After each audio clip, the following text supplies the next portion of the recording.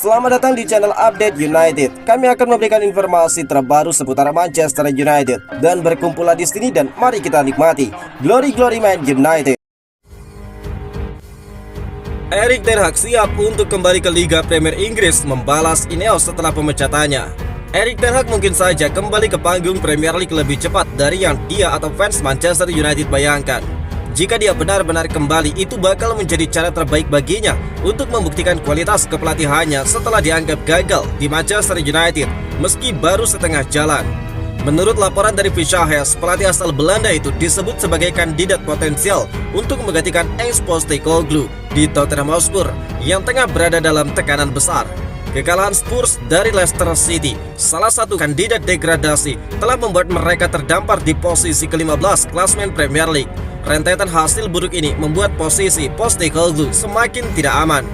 Ini bukan pertama kalinya nama Erik ten Hag muncul dalam radar Tottenham Hotspur. Pada 2021, Daniel Levy sempat mempertimbangkan Erik ten Hag sebelum akhirnya memilih Nuno Espirito Santo. Kini dengan kondisi Spurs yang sedang terpuruk, Levy mungkin bakal kembali mengevaluasi opsi tersebut. Meskipun masa kepemimpinannya di Manchester United berakhir lebih cepat dari yang dibayangkan, namun sebenarnya Erik ten Hag tetap memiliki reputasi sebagai manajer yang mampu menghadirkan 2 trofi. Dia membawa Manchester United menjuarai Piala Carabao pada 2023, mengakhiri paceklik 6 tahun di klub tersebut. Pengalaman ini bisa menjadi nilai tambah jika dia mengambil alih kendali di London Utara. Namun posisi Postecoglou belum sepenuhnya tamat.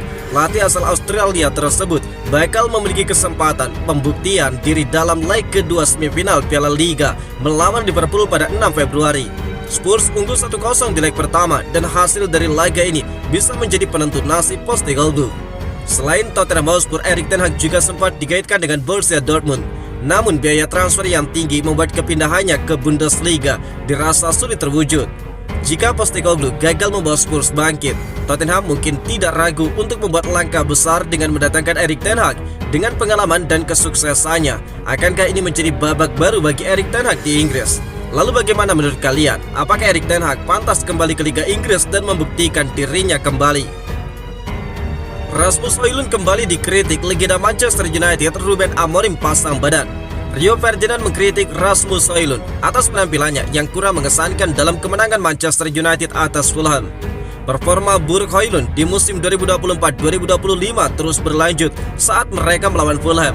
Dengan pemain internasional Denmark itu memperpanjang paceklik golnya di Liga Premier menjadi 8 pertandingan. Striker itu tampil sebagai starter tetapi hanya bertahan kurang dari 60 menit di lapangan dan Joshua Zirkzee menggantikannya sebagai pemain nomor 9. Mantan bek United itu mengatakan United tidak bisa keluar dan mendapatkan penguasaan bola yang baik di sepertiga akhir ketika pemain nomor 9 mereka tidak mampu menguasai bola. Sebagian besar penguasaan bola United dilakukan oleh 3 bek tengah saat tidak ada tekanan pada bola. Setiap kali ada tekanan, United kehilangan bola, ungkap Rio Ferdinand. Di sisi lain, manajer Manchester United Ruben Amorim pasang badan terhadap Rasmus Højlund. Dia menilai mandulnya sang striker bukan hanya disebabkan dia seorang. Dalam konversi persnya selesai laga, Amorim menyebut bahwa mandulnya Højlund itu bukan disebabkan oleh sang penyerang sendiri. Dia menyebut bahwa Højlund tidak terhubung dengan rekan-rekan lainnya sehingga dia kesulitan untuk menciptakan peluang. Anda bisa lihat bahwa para penyerang kami tidak terhubung satu sama lain dan itu disebabkan karena kami kekurangan sesi latihan. Dengan kondisi kami saat ini, kami tidak punya banyak waktu untuk melatih hal-hal seperti ini, ungkap Ruben Amorim. Ruben Amorim tidak menampik bahwa Højlund harus meningkatkan performanya agar dia bisa kembali mencetak gol. Namun di sisi lain dia mengapresiasi bahwa sang penyerang terus bekerja keras untuk meningkatkan performanya. Seperti rekan-rekannya, dia harus terus banyak berbenah. Namun yang terpenting adalah saya melihat dia punya keinginan yang besar untuk memperbaiki diri di setiap sesi latihan. Dia ingin bekerja lebih keras di setiap akhir sesi latihan, ungkap Ruben Amorim. Manchester United mendapatkan dukungan pemerintah Inggris untuk pembangunan ulang Old Trafford. Manchester United mengumumkan dukungan penuh terhadap proyek regenerasi kawasan Old Trafford yang digagas bersama pemerintah Inggris.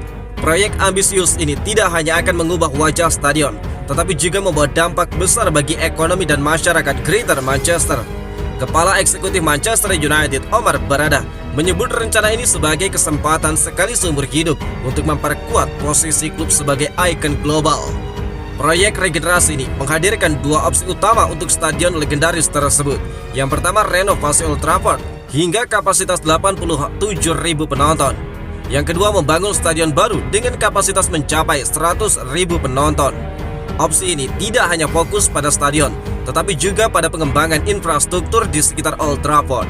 Kanselir Rachel Reeves dari Departemen Keuangan Inggris menyebut proyek ini sebagai bagian dari strategi pertumbuhan ekonomi nasional. Proyek regenerasi ini diproyeksikan bakal menyumbang 7,3 miliar pound sterling kepada ekonomi Inggris dan bakal menciptakan lebih dari 90.000 lapangan kerja baru. Wali kota Andy Burnham menegaskan proyek ini adalah transformasi urban terbesar sejak Olimpiade London 2012 dengan prioritas seperti memindahkan angkutan barang dari kawasan Old Trafford, memperluas kapasitas jaringan kereta api, membuka peluang regenerasi besar-besaran untuk masyarakat setempat. Hasil survei November lalu menunjukkan mayoritas pendukung MU mendukung pembangunan stadion baru. Desain baru ini diharapkan menjadi pusat regenerasi urban terbesar dalam sejarah Inggris dan simbol kebanggaan baru untuk klub serta penggemarnya. Dengan stadion berstandar dunia dan kawasan Old Trafford yang ditransformasi menjadi ikon global, Manchester United tidak hanya bakal memperkuat posisinya di dunia sepak bola, tetapi juga memberikan dampak positif yang luas bagi ekonomi di Inggris.